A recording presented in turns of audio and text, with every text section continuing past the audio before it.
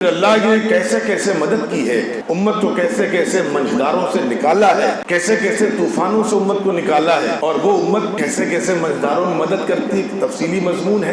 ہماری بڑی غلطی یہ رہی کہ ہم نے دین کو، قرآن کو، خود حضور پاک علیہ الصلوۃ والسلام کی ذات کو صرف ایک مسجد کے دائرے تک محدود کر، ان کی زندگی کا جو ایک گہرا مطالعہ ہونا چاہیے، جائزہ ہونا چاہیے، وہ ہم نے نہیں کیا۔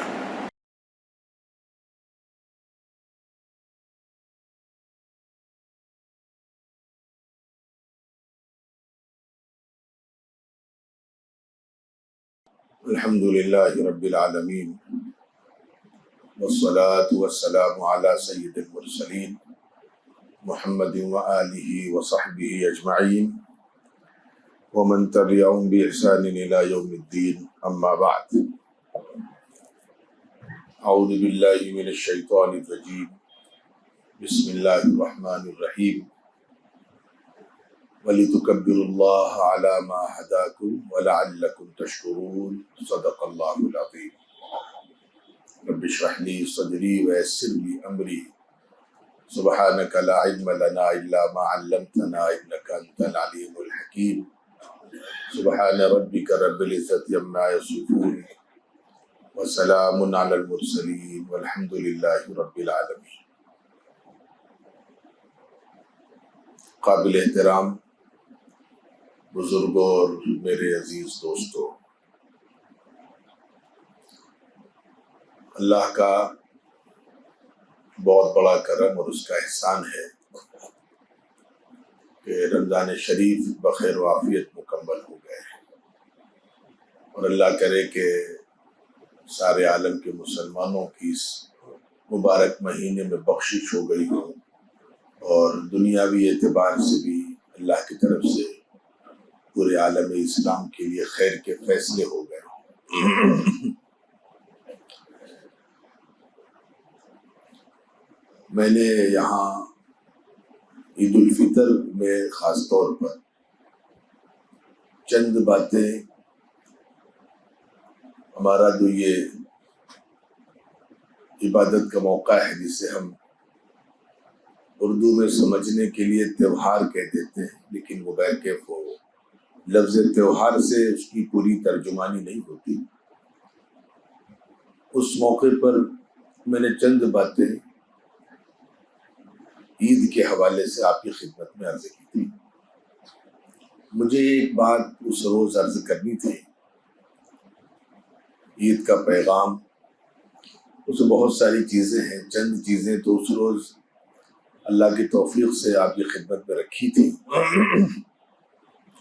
چند باتیں ایسی تھیں جو مجھے رکھنی تھی، لیکن مجھے ایسا محسوس ہو رہا تھا کہ یہ تھوڑا سا بعد میں رکھی جائے تو زیادہ اچھا ہے۔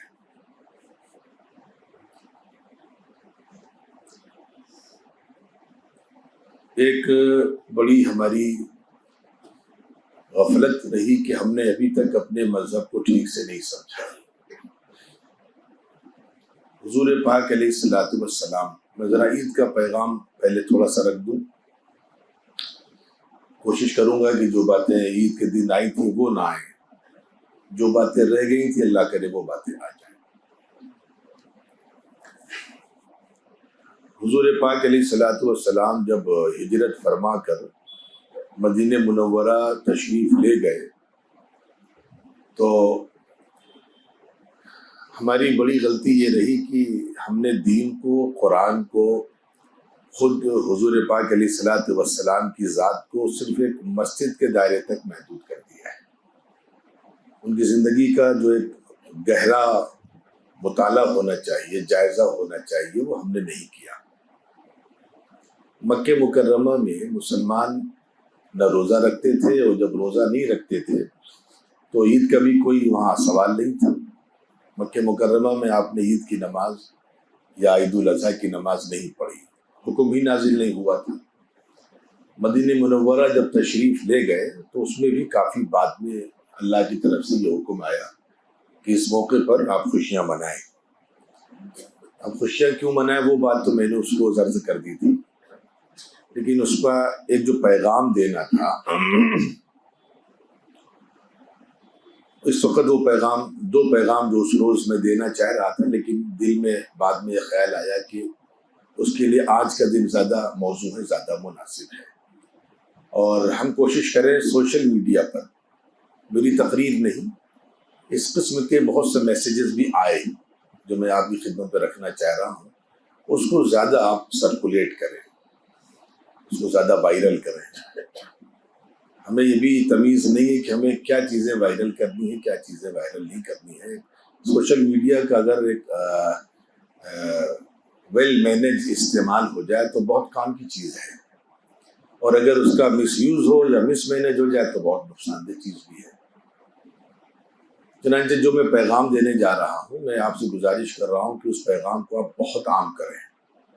حضور پاک علیہ الصلوۃ والسلام میں پیغام دینے کے لیے پہلے مجھے پس منظر بتانا ضروری ہے۔ آپ صلی اللہ علیہ وسلم نے دین، یعنی جو کچھ کیا آپ نے سب دین تھا، لیکن ہم نے غلطی کی کہ بعض کام کو دین بنا دیا، بعض کام کو دنیا بنا دیا۔ یہ ہماری غلطی رہی۔ آپ کا کوئی کام دنیا کا نہیں تھا، آپ کا ہر کام زندگی کے ایک ایک لمحہ دین ہی تھا۔ ہو سکتا ہو بعض وہ کام بظاہر جس کا دنیا سے تعلق نظر آتا ہو، لیکن وہ بھی دین ہے۔ چنانچہ آپ صلی اللہ علیہ وسلم نے مدینہ منورہ پہنچنے کے بعد جب ایک چھوٹی سی اسلامی ریاست قائم ہوئی تو آپ نے ایک سال، میں سمجھتا ہوں کہ اگر، اب میں اس کا ماہر تو نہیں ہوں، اس کے ماہرین پتہ کریں، جن گڑنا، مردم شماری، میرے علم کے مطابق تو یہ کام سب سے پہلے اللہ کے رسول صلی اللہ علیہ وسلم نے کیا۔ ہو سکتا ہو بعض دوسرے ملکوں میں کام ہوا ہو، اس کا مجھے علم نہیں، اس لیے میری بات منتقل نہ کریے گا کہیں کہ میں نے کہا ہے۔ اس کو آپ پہلے سرچ کر لیجیے گا پھر منتقل کریے گا، لیکن اگر ہوا بھی ہو تو اس پیمانے پر نہیں ہوا۔ آپ نے سب سے پہلے کام کروایا جن گڑنا۔ تو وہ مسلمان کتنے ہیں مدینہ منورہ میں؟ تو پتہ چلا کہ تقریباً 1500 مسلمان ہیں۔ آپ نے عید کی نماز نہیں پڑھی، اور ابھی اللہ کی طرف سے حکم بھی نہیں آیا تھا، یہ اللہ کا ایک نظام تھا، ایک پیغام دینا مقصود ہے۔ اگلے سال آپ نے پھر جن گڑنا کروائی تو پتہ چلا کہ اب ماشاءاللہ سے مسلمانوں کی آبادی تقریباً 2500 کی ہو گئی ہے۔ اب حضور پاک علیہ الصلوۃ والسلام کو اللہ کی طرف سے، ان میں نے عید میں ساری باتیں بتائیں، عید کی ادائیگی کا حکم بھی آیا، اور پھر آپ نے وہاں جا کر کے عید کی نماز شروع کری۔ یہ جو اس دن اور پس منظر تھا، اس میں ایک چیز بھی شامل کر دیجیے گا۔ اس کا پیغام کیا ہے؟ اس کا ایک پیغام سمجھنے کے لیے آپ ذرا سا اس پر غور کریں کہ عید کی نماز ہر مسجد میں منع کی گئی ہے۔ افضل ہے عیدگاہ میں، عید کی نماز آپ عیدگاہ میں جا کر کے پڑھیں، وہی افضل ہے۔ اور جہاں عیدگاہ موجود ہے وہاں علماء نے لکھا ہے کہ دوسری مسجدوں میں عید کی نماز ہوگی نہیں۔ تو شہروں میں مسائل ہیں کہ عیدگاہ کتنے لوگ جائیں گے، مسافت اتنی طویل ہے، اتنا مجمع آ نہیں پائے گا، اس لیے شہروں میں پھر دوسرا راستہ کھولا گیا کہ پھر اجازت دی گئی کہ ٹھیک ہے بڑی مسجدوں میں نماز ہو، چھوٹی مسجدوں میں عید کی نماز نہیں ہوگی۔ اب الگ بات ہے کہ شہر اور بڑھتا جا رہا ہے، آبادیاں تنگ ہوتی جا رہی ہیں، تو ٹھیک ہے عام مسجدوں میں بھی اجازت دے دی گئی ہے علماء کی طرف سے، لیکن آپ ذرا سمجھیے گا کہ کیا پیغام دینا چاہتا ہے اسلام۔ چنانچہ عید کی عیدگاہ کیسی بنائی جائے گی اس کا بھی اسلام نے پورا تصور دیا ہے۔ اس میں چھت نہیں ہوگی، کھلی ہوئی ہونی چاہیے عیدگاہ۔ یہ ساری تعلیمات، سارے تصور، اس میں کچھ حکمتیں پوشیدہ ہیں، تبھی یہ ساری چیزیں کری گئی۔ پھر ایک چیز اور سمجھیے، کہتے ہیں کہ انسان آپ کی تقریر نہیں سنتا ہے، آپ کو پڑھتا ہے، آپ کو دیکھتا ہے۔ ہمارے یہاں اللہ کا شکر احسان ہے کہ دنیا کا اسلام ایک واحد ایسا مذہب ہے، آسمانی ہے، حقیقی ہے، سچا ہے۔ اس کی یہ خوبیاں ہیں کہ ہمارے دو بڑے جشن ہیں، ایک عید الفطر، دوسرے عید الاضحیٰ۔ اس موقع پر ہمیں جو ہدایات دی گئی، شروعات کہاں سے کی گئی ہے؟ دو چیزوں سے شروعات کی گئی ہے۔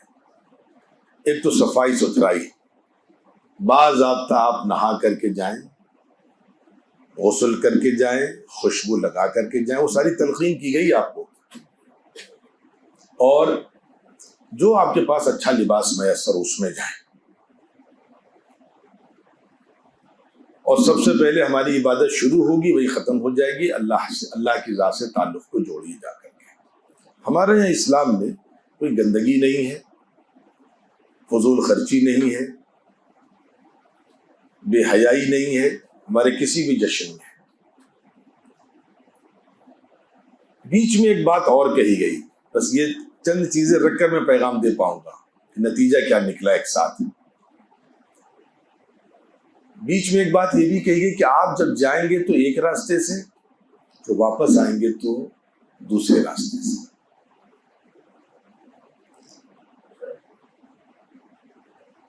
اور جاتے ہوئے کچھ پڑھیں گے، واپس آتے ہوئے کچھ پڑھیں گے۔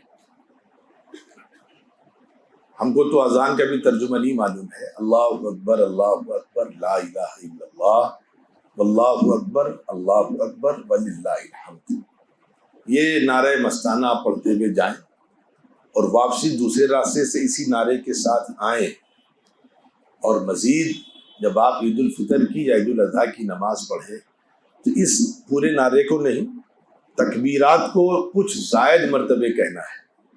ہمارے یہاں تو 6 مرتبے ہے، 3 مرتبے پہلی رکعت میں، 3 مرتبے دوسری رکعت میں، بعض ائمہ کے یہاں 12 مرتبے ہے، 6 مرتبے پہلی رکعت میں، 6 مرتبے اگلی رکعت میں۔ یہ ایک سارا خلاصہ میں نے آپ کے سامنے رکھا ہے، اس میں پیغام کیا پوشیدہ ہے؟ یہ تو میں نے باتیں رکھ دی، لیکن اس میں پیغام کیا پوشیدہ ہے؟ پہلا پیغام یہ پوشیدہ ہے اس میں کہ آپ کے ساتھ جو دوسری قومیں رہتی ہیں، آپ کی شرعی ذمہ داری بنتی ہے کہ عملی طور پر ایک مسلمان کیسا ہوتا ہے۔ وہ خوشیاں مناتا ہے، دنیا کی عام قومیں بھی خوشیاں مناتی ہیں، یہ شخص بھی خوشی مناتا ہے، یہ پوری قوم خوشی مناتی ہے۔ آپ اس انداز سے اپنا کردار پیش کریں کہ آپ کو یہ کہنا نہ پڑے کہ دیکھو تمہاری خوشی میں ہماری خوشی میں کتنا فرق ہے، بلکہ خود ہر شخص وہاں سے کہے کہ نہیں بھائی یہ تو الگ قوم ہے، بڑی سلجھی ہوئی قوم ہے، سنجیدہ قوم ہے، لوگوں کا خیال کرتی ہے، تکلیف نہیں دیتی ہے۔ اللہ کرے کہ میں آپ کو جہاں تک لے جانا چاہ رہا تھا وہاں تک آپ پہنچ گئے۔ دوسری قومیں جو خاص طور پر ہندوستان میں آباد ہیں، ان کے یہاں جب کوئی مذہبی نظام ہوتا ہے تو پولیس والے بھی پریشان رہتے ہیں، ایڈمنسٹریشن پریشان رہتی ہے، اور ہنگامہ اتنا ہوتا ہے کہ اللہ کی پناہ ہے۔ اور پھر کبھی ہنگامہ آگے بڑھا تو بات کہاں سے کہاں تک پہنچ جاتی ہے۔ لیکن آپ چیلنج کے ساتھ عید کی مبارک نسبت پر ان کو سمجھا سکتے ہیں کہ پوری دنیا میں ایک واقعہ دکھلا دو جہاں مسلمانوں نے ہنگامے کیے۔ ہم ہنگامہ نہیں کر سکتے۔ اچھا آپ کہیں گے نہیں صاحب تمہاری حیثیت ہنگامہ کرنے کی نہیں، تو سعودی عرب میں تو ہماری حیثیت ہے، دبئی میں تو ہماری حیثیت ہے، ترکی میں تو ہماری حیثیت ہے۔ وہاں مسلمانوں کے ساتھ ساتھ دوسری بڑی برادریاں بڑی تعداد میں رہتی ہیں۔ آپ کیا سمجھتے ہیں دبئی میں غیر مسلموں کی کتنی آبادی؟ بڑی آبادی غیر مسلموں کی دبئی میں ہے۔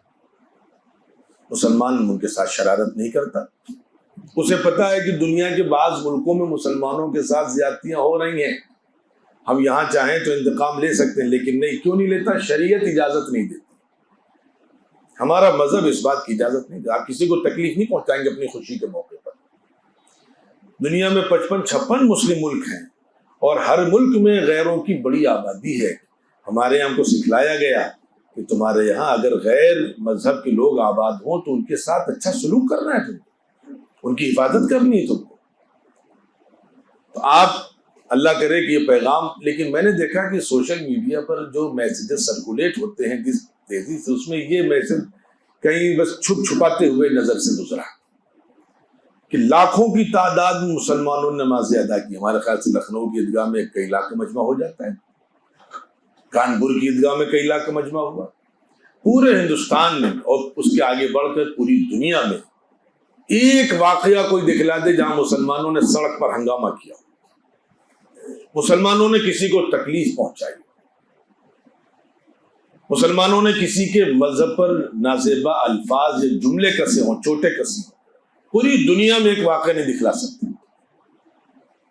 کیوں؟ یہ ہمارا مذہب ہے جو بڑا خوبصورت ہے، جس کے نام میں لفظ اسلام یعنی سلامتی، لفظ ایمان یعنی امن و سکون، نام ہی جو نام سلامتی امن و سکون کا پیغام دیتا ہو، اس مذہب کے ماننے والے ہنگامہ کیسے کر سکتے ہیں؟ ایک تو پیغام آپ حضرات کو دینا تھا کہ اللہ کا شکر احسان ہے کہ ہم چیلنج سے کہہ سکتے ہیں پوری دنیا میں اللہ کا فضل ہے۔ اچھا، اس جشن کو چھوڑ دیجئے، یہ تو عبادت ہے ہمارے یہاں تو مسلمان ڈسپلن میں نہیں رہے گا تو خدا کے ہاں گرفتار ہو جائے گا، اس سے سوال ہو جائے گا تم نے حرکت کیوں کی تھی۔ لیکن اس کے علاوہ اللہ کا شکر ہمارے اجتماعات ہوتے ہیں، تبلیغی جماعت کے اجتماعات ہوتے ہیں، 5-5 لاکھ کا 10-10 لاکھ کا مجمع آتا ہے، پولیس کی کوئی ضرورت نہیں، وہ بیچارے ٹھیک ہے گورنمنٹ کا انتظام ہے لگا دیتے ہیں، بیچارے پولیس کی کوئی ضرورت نہیں ہے۔ ایک واقعہ نہیں پیش آتا کہاں جہاں جماعت کے لوگوں نے کوئی ہنگامہ کیا ہو، ایک واقعہ۔ اور اللہ تعالیٰ معاف کرے، آپ دیکھتے ہیں کبھی کبھی لوگ نکلتے ہیں تو لاٹھی لے کر کے، میں کسی دوسرے مذہب کا نام نہیں لے رہا ہوں، اشارہ کر رہا ہوں، یہ چیزیں خدا کے واسطے آپ ان کو سمجھیں اور دوسروں کو سمجھانے کی کوشش کریں کہ ہمارا مذہب واقعتاً امن و سکون کا مذہب ہے، شانتی کا مذہب ہے ہمارا مذہب، اور ہم کر کے دکھلاتے ہیں۔ آپ بات کہہ سکتے ہیں کہ تمہاری کیا حیثیت ہے، لیکن اگر کہیں ہم 10 لاکھ جمع ہیں تو حیثیت تو ہماری ہے 10 لاکھ کی نا۔ لیکن آپ پوری انسانی تاریخ میں اور بالخصوص آج کے دور میں آپ پوری دنیا میں ایک واقعہ نہیں دکھلا سکتے جہاں مسلمانوں نے اپنے اس بھیڑ کا ناجائز فائدہ اٹھا کر کوئی ہنگامہ کیا۔ تو خدا کے واسطے اپنے جو آپ کے غیر مسلم دوست ہیں ان تک یہ پیغام پہنچائیے کہ بھئی ہو سکتا ہو کسی کی آنکھ کھل جائے۔ باقی یہ جو کہا گیا کہ آپ بڑی مسجدوں میں جائیں جہاں آپ کی آبادی زیادہ ہو، اس کا اثر کیا پڑتا ہے وہ بتا دوں میں نے شاید بہت پہلے بتلایا کبھی، ہمارے بعض عزیز، اب تو پرانی بات، اب تو کوئی کینیڈا میں ہے، کوئی آسٹریلیا میں، سب پڑھ کر چلے گئے یہاں سے، وہ جب یہاں لکھنؤ میں رہتے تھے، پڑھتے تھے کالجز میں، تو گھر بھی جاتے تھے تو عید کی نماز پڑھ کر کے جاتے تھے، اور وہ ندوے جاتے تھے عید کی نماز پڑھ کے بہت دور سے، ہمارا علاقہ تو ان سے بہت دور پڑ جاتا تھا، ندوے جاتے تھے۔ میں نے پوچھا کہ ندوے جا کر عید کی نماز پڑھتے ہو؟ یعنی آپ کی جب یہ بڑی آبادی کہیں جمع ہوتی ہے اور کسی علاقے سے گزرتی ہے اور آپ شانتی کے ساتھ چلتے ہیں، لاکھوں کی تعداد میں ایک راستے سے آ رہے ہیں، دوسرے راستے سے جا رہے ہیں، آپ کی نظریں نیچی ہیں، غریبوں کو پیسہ تقسیم کرتے ہوئے جا رہے ہیں، صدقے فطر تقسیم کرتے ہوئے جا رہے ہیں، خوشی خوشی سب کو گلے لگاتے جا رہے ہیں، امیر غریب کو گلے لگا رہا ہے اور غریب امیر کو گلے لگا رہا ہے، اور سب سے بڑی زندہ مثال اللہ کا شکر یہ ہے کہ آپ ان کے یہاں نہیں دیکھیں گے، ہمارے یہاں دیکھیں گے، مالک نوکر کو، ڈرائیور کو، چپراسی کو گلے لگا رہا ہے، ان کے یہاں چیزیں نہیں دیکھیں گی تو آپ کیا سمجھتے ہیں اس کا اثر نہیں پڑتا غیروں پر؟ حضور نے کہا نہیں، دکھلاؤ اس کو۔ تم اپنے مذہب کو مسجد کے اندر محدود کر کے سال بھر رکھے رہتے ہو بند کر کے، تمہارا مذہب کیا ہے؟ تم کتنے صاف ستھرے ہو؟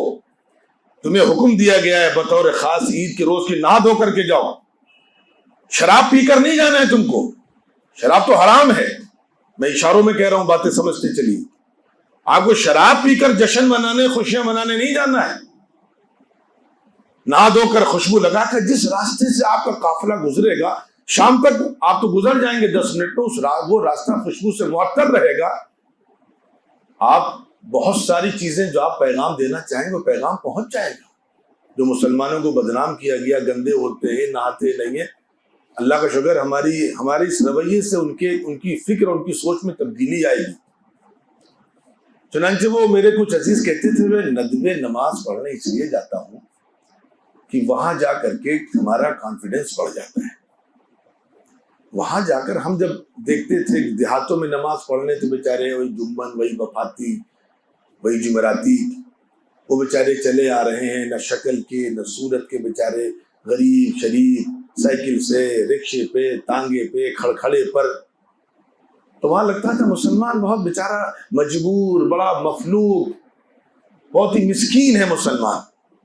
لیکن جب یہاں جاتے ہیں تو دیکھتے ہیں مسلمان 1 کروڑ کی گاڑی سے بھی اتر رہا ہے، شکل کے بڑے خوبصورت، اچھا نیلی بتی بھی مسلمانوں کے پاس ہے، لال بتی بھی مسلمانوں کے پاس ہے، گاڑی میں جج صاحب لکھا ہوا ہے تو مسلمان جج بھی ہیں، تو وہاں ہمارا سینہ چوڑا ہو جاتا ہے کہ نہیں ہم بہت مضبوط ہیں۔ وہ قوم یہی چاہ رہی ہے کہ آپ بزدل ہو جائیں، احساس کمتری کا شکار ہو جائیں آپ، اور اسلام کہہ رہا ہے کہ نہیں، آپ کو بزدل نہیں ہونا ہے، احساس کمتری کا شکار نہیں ہونا ہے، اپنے حوصلوں کو زندہ رکھنا ہے، آپ کو محسوس کرنا ہے کہ آپ بہت مضبوط ہیں، بہت طاقتور ہیں آپ۔ اگر سامنے والا حوصلہ ہی ہار گیا تو جنگ کیسے ہوگی؟ اس لیے آپ کو یہ پیغام دیا گیا، اور اسی لیے آپ سے کہا گیا، پھر آپ سے یہ نہیں کہا گیا اب وہ ہم ربیع الاول میں کیا کرتے ہیں، ہم محرم میں کیا کرتے ہیں، وہ تو اللہ معاف کرے، وہ تو خرافات وہاں داخل ہو گئی، لیکن آپ سے کیا کہا گیا؟ خاموشی سے جاؤ اور اللہ کا نام لیتے ہوئے جاؤ، گانا گاتے ہوئے نہیں، ڈھول تماشے بجاتے ہوئے نہیں کہ محلے والوں کو شہر والوں کو تکلیف ہو، اللہ کی بڑائی بیان کرتے ہوئے جاؤ۔ کیوں؟ وجہ سمجھیے ذرا اس کو۔ کبھی ہم نے سوچا ہے کہ اللہ اکبر کا مطلب کیا ہے؟ اور کبھی تنہائی میں بیٹھ کر کے کہ 5 مرتبہ اذان میں اللہ اکبر اللہ اکبر، پھر تکبیر میں اللہ اکبر، اذان میں اللہ اکبر، تکبیر میں اللہ اکبر، پھر نماز میں اللہ اکبر، پھر عید میں اللہ اکبر کا نعرہ لگا کر کے جاؤ، عید الاضحیٰ میں جو 5 دن تک ہر نماز میں لگانا ہے آپ کو، یہ کیا پیغام ہے اس میں؟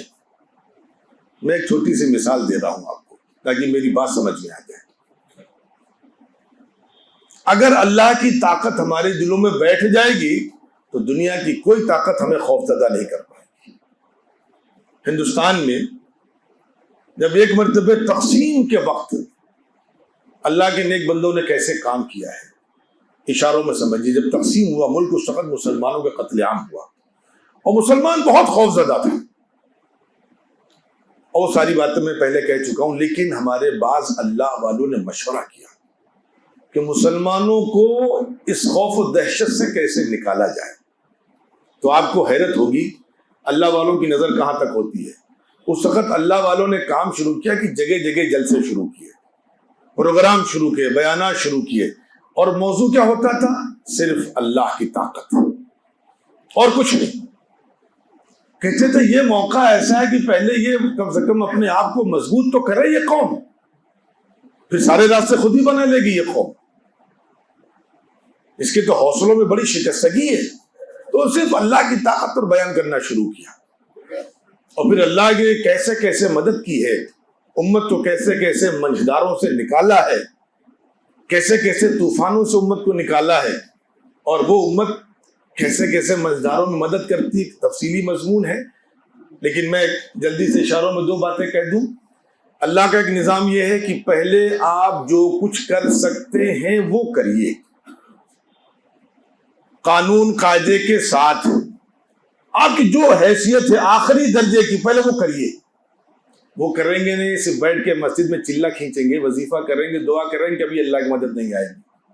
آپ کو حیرت ہوگی، حضور پاک علیہ الصلوۃ والسلام، میرے پاس وقت کم اس لیے وہ شارٹ کر رہا ہوں، جنگ بدر میں گئے اور صرف 313 ہیں، اور وہاں 1000 سے زیادہ کی آبادی ہے۔ چلو 313 ہی تھے، لیکن کم سے کم جنگی اسلحوں سے تو جاتے، وہاں لاٹھیاں تھیں، کسی کے پاس سواری بھی نہیں تھی، کسی کے پاس تلوار بھی نہیں تھی، اور جب اس پوری جماعت کو لے کر حضور میدان بدر میں پہنچ گئے ہیں، پھر اللہ کے سامنے سجدہ کیا ہے کہ اللہ یہ میری کل کائنات ہے، اور اگر اس وقت یہ قوم ہلاک ہو گئی تو روئے زمین پر آپ کی کبھی عبادت نہیں کی جائے گی۔ اب اللہ مدد بھیج رہے ہیں کہ تم جتنا کر سکتے ہو اتنا کرو پہلے۔ تو ایک تو اللہ کی مدد کب آتی ہے، اس کے لیے پہلا اصول، اور دوسرا اصول، اللہ چاہے تو فوراً مدد بھیج سکتے ہیں، لیکن اللہ کبھی کبھی بعد میں مدد بھیجتے ہیں تاکہ ایمان بن جائے۔ موسیٰ علیہ السلام بھاگے، فرعون نے پیچھا کیا، رات کا وقت تھا، راستہ بھول گئے،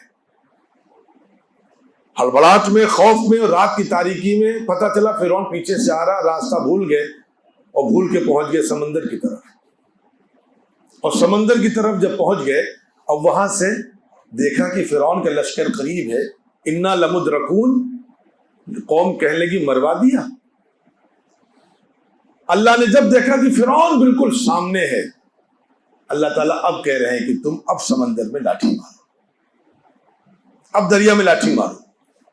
اب سمندر میں لاٹھی ماری تو 12 راستے بن گئے، اور موسیٰ ساری بنی اسرائیل کو لے کر کے چلے، فرعون بھی چلا، اور فرعون تھوڑا پیچھے تھا، موسیٰ علیہ السلام پار ہو گئے۔ فرعون جب بیچ پہنچا، اللہ نے حکم دیا، سمندر پھر مل گیا، فرعون پوری لشکر کے ساتھ غرق ہو گیا۔ یہ ایک سوال پیدا ہوتا ہے، یہ سارا کام اللہ نے پہلے کیوں نہیں کر دیا؟ گھنٹے پہلے کر دیتے؟ نہیں، پہلے قیامت دکھلائی، دیکھو تمہارے پاس کوئی راستہ ہو تو بچا لو اپنے آپ کو۔ اور جب روئے روئے کہنے لگا نہیں اللہ اب آپ کے سوا کوئی نہیں بچا سکتا، اب اللہ تعالیٰ نے کہا اب یہ کام کرو۔ تو کبھی کبھی اللہ تعالیٰ حالات ڈالتے ہیں اور ہم سوچتے ہیں کہ اللہ کی مدد اب تک کیوں نہیں آئی۔ اللہ کی مدد ہمیں ٹٹولتی ہے کہ تمہارا ایمان دائیں بائیں تو نہیں جا رہا ہے کہیں۔ جب ایمان صرف اللہ کی ذات تک محدود ہو جاتا ہے تب اللہ مدد بھیجتے ہیں۔